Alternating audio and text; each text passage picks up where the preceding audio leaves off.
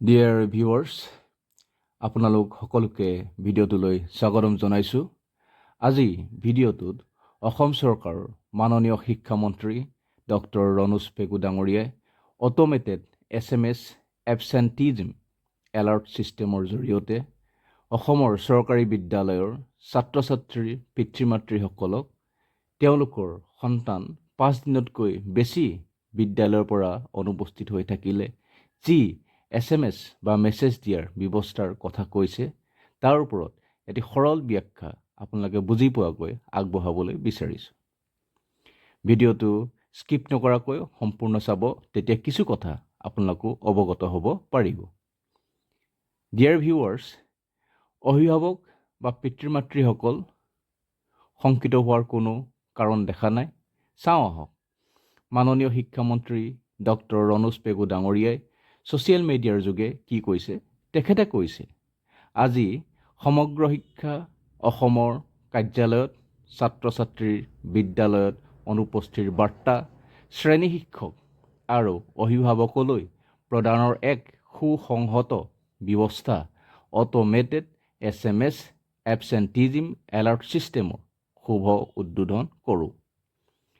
এই পদ্ধতি শিক্ষা সেতু এপৰ সৈতে সংযুক্ত থাকিব আৰু ইয়াৰ জৰিয়তে ছাত্ৰ ছাত্ৰীয়ে অনুমতি অবিহনে বিদ্যালয়ত কমেও 5 দিন অনুপস্থিত থাকিলে অভিভাৱকলৈ SMS পঠিয়াব।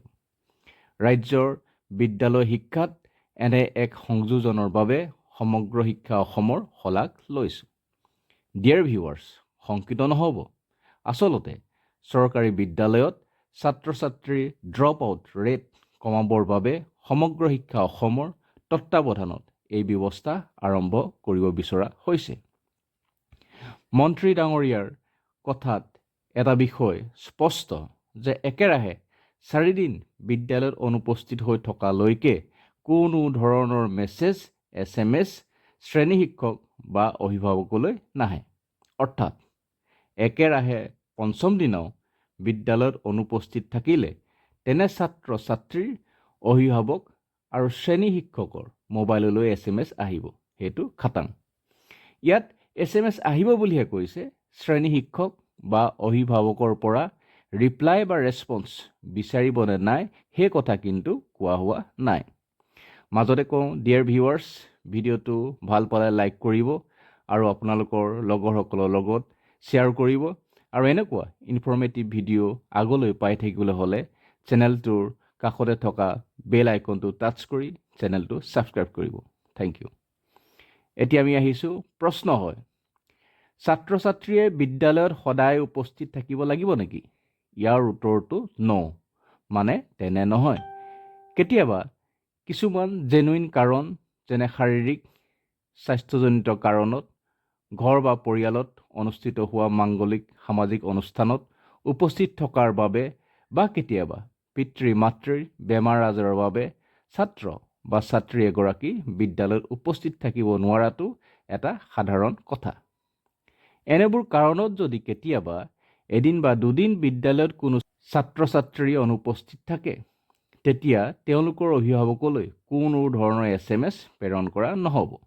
আচলতে অতীজৰে পৰা এনেবোৰ কাৰণত বিদ্যালয়ৰ প্ৰধান শিক্ষকক অভিভাৱকসকলে একোখন দৰখাস্ত দিয়াৰ নিয়ম প্ৰচলিত হৈ আহিছে। কিছুমান বিদ্যালয় এনে ক্ষেত্ৰত বহুতেই কঠোৰ, বহুত ষ্ট্ৰিক্ট। বহুতো বিদ্যালয়ত 3 দিনমান কোনো এজন ছাত্ৰ বা ছাত্ৰী বিদ্যালয়লৈ নাহিলে বিদ্যালয়ৰ প্ৰধান শিক্ষক বা প্ৰধান শিক্ষয়িত্ৰী বা কেতিয়াবা সহকাৰী শিক্ষক বা কেতিয়াবা বিদ্যালয়ৰ পৰিচালনা সমিতিৰ সভাপতি বা সদস্যসকলে সেই ছাত্ৰ ছাত্ৰীগৰাকীৰ ঘৰত উপস্থিত হৈ তেওঁৰ বিদ্যালয়ত অনুপস্থিতিৰ কাৰণ বুজ লোৱাৰ নিয়ম পূৰ্বৰে পৰা প্ৰচলিত হৈ আহিছে। আপুনিও নিশ্চয় জানে।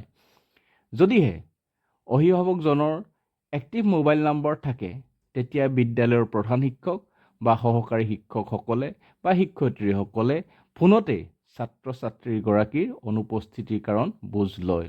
সেইটো নিয়ম আজিকালি প্ৰায় প্ৰচলিত হৈ আছে। অৱশ্যে এই সম্পৰ্কে বিদ্যালয়ৰ প্ৰধানে অভিভাৱকসকলক আনুষ্ঠানিকভাৱে নিশ্চয় অৱগত কৰিব। কাৰণ কোনো অভিভাৱকে এনেধৰণৰ SMS বা মেছেজ পাই চিন্তিত হ'ব পাৰে বা কেতিয়াবা কোনো দুষ্ট লোকে তেওঁলোকক মিছগাইড কৰিবও পাৰে বা ভুলকৈ বুজাবও পাৰে। মাননীয় শিক্ষামন্ত্ৰীগৰাকীয়ে ছ'চিয়েল মিডিয়াৰ যোগেদি এই কামটোৰ আৰম্ভণিহে কৰিছে। বাৰু যি কি নহওক, অসম চৰকাৰৰ শিক্ষা বিভাগে ছাত্ৰ ছাত্ৰীক বিদ্যালয়মুখী কৰি তুলিবলৈ এক ডিজিটেল প্ৰয়াস হাতত লৈছে। এতিয়া আহোঁ অন্য এটি গুৰুত্বপূৰ্ণ বিষয়লৈ। আপোনালোকে যদি শিক্ষা বিভাগৰ পৰা তেনে মেছেজ বা SMS আপোনালোকৰ মোবাইল ফোনলৈ যোৱাটো নিবিচাৰে, তেতিয়া আপোনালোকে কি কৰিব? একেবাৰে সহজ। আপোনালোকে এখন দৰখাস্ত প্ৰধান শিক্ষক বা শিক্ষয়িত্ৰীক ছাত্ৰ বা ছাত্ৰগৰাকীৰ অনুপস্থিতিৰ কাৰণ উল্লেখ কৰি দি দিব। শিক্ষা সেতু এপটোত ছাত্ৰ ছাত্ৰীৰ বাবেও ছুটি লোৱাৰ এক ব্যৱস্থা আছে। তেতিয়া বিদ্যালয়ৰ শ্ৰেণী শিক্ষকে সেই দৰখাস্তখন সেই শিক্ষা সেতু এপটোত আপলোড কৰি দিব।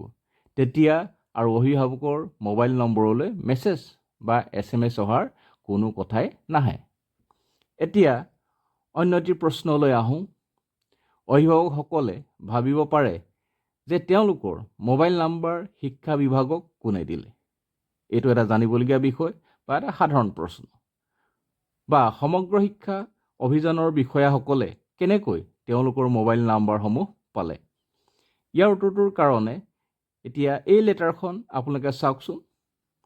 Office of the mission director, Samagra শিক্ষা কাহিলীপাৰা, গুৱাহাটী 781019 আছাম। নাম্বাৰটো দিছে SSA 12013/3/2023 MIS SSA dated 12/05/2024 অৰ্থাৎ ইংৰাজী 2024 চনৰ 12 মে তাৰিখে মিছন ডাইৰেক্টৰৰ কাৰ্যালয়ৰ পৰা ওলোৱা এখন বিভাগীয় চিঠি। চিঠিখনৰ প্ৰেৰক from Shri Sanjay Dutta, ACS executive director, Samagra Shiksha Assam, Kahilipara, Guwahati 19 Assam. কালৈ দিছে চাওক। To Number 1, Additional District Commissioner Education, all districts. Number 2, Inspector of Schools, all districts. Number 3, District Elementary Education Officer, all districts. Number 4, District Mission Coordinators, all districts. মানে এই চিঠিখনত 6 schedule এৰিয়াৰ জিলাবিলাকো সোমাই আছে। ছাবজেক্টটো হৈছে updation of mobile number of parents guardians in Shiksha Setu, অৰ্থাৎ শিক্ষা সেতু এপত পিতৃ মাতৃ বা অভিভাৱকৰ মোবাইল নম্বৰ অন্তৰ্ভুক্তিকৰণ। অৰ্থাৎ 2024 চনৰ মে' মাহৰ পৰাই এই কাম চলি আছে। যদি কোনো গাৰ্জেনে মোবাইল নম্বৰ সলনি কৰিছে, তেনে গাৰ্জেনে নতুন নম্বৰটো শিক্ষা সেতু এপত পুনৰ সংলগ্ন কৰিবৰ বাবে প্ৰধান শিক্ষক বা শিক্ষয়িত্ৰীৰ ওচৰলৈ যাব লগা হৈছে। গোটেই চিঠিখন নহ'লেও চিঠিখনৰ প্ৰধান অংশটো আপোনালোকলৈ লৈ আহিছোঁ। এনেধৰণে তাত দিয়া আছে, চাওক। ছাৰ মাডাম, মহোদয় মহোদয়া, with reference to the subject cited above, মানে ওপৰৰ উদ্ধৃত বিষয় সন্দৰ্ভত, it is to inform you that in most of the cases the mobile number of parents guardians is found incorrect, due to which the call center of Bidya Samiksha Kendra is not able to contact parents guardians of long absentee students. অৰ্থাৎ আপোনাক জনোৱা যায় যে বহু ক্ষেত্ৰত অভিভাৱক বা পিতৃ মাতৃৰ মোবাইল নম্বৰসমূহ ভুল পোৱা গৈছে, যাৰ কাৰণে বহু দিন ধৰি বিদ্যালয়ত অনুপস্থিত ছাত্ৰ ছাত্ৰীৰ পিতৃ মাতৃ বা অভিভাৱকসকলক বিদ্যা সমীক্ষা কেন্দ্ৰৰ কল চেণ্টাৰৰ পৰা সংযোগ কৰিব পৰা হোৱা নাই। ডিয়াৰ ভিউৱাৰ্ছ, আপোনালোকে এতিয়া নিশ্চয় কথাটোৰ গুৰুত্ব ধৰিব পাৰিছে। দীৰ্ঘদিন ধৰি বিদ্যালয়ত অনুপস্থিত ছাত্ৰ ছাত্ৰীসকলৰ পিতৃ মাতৃ বা অভিভাৱকসকলৰ লগত শিক্ষা বিভাগৰ বিষয়াসকলে 2024 চনৰ পৰা চেষ্টা চলাই আহিছে তেওঁলোকক কণ্টেক্ট কৰিবলৈ। মাননীয় শিক্ষামন্ত্ৰী ডক্টৰ ৰণোজ পেগুদেৱে তেনে ছাত্ৰ ছাত্ৰীসকলৰ অভিভাৱকসকললৈ SMS বা মেছেজ পঠাব বুলি কোৱা কথাটো একেবাৰে নতুন নহয়। ই শিক্ষা বিভাগৰ ড্ৰপ আউট ষ্টুডেণ্ট বা বিদ্যালয় আধাতে এৰি যোৱা ছাত্ৰ ছাত্ৰীৰ সংখ্যা কমোৱাৰ এক ব্যৱস্থাহে মাত্ৰ। ইয়াৰ পিছৰ বাক্যটোত কি লিখিছে চাওঁ আহক।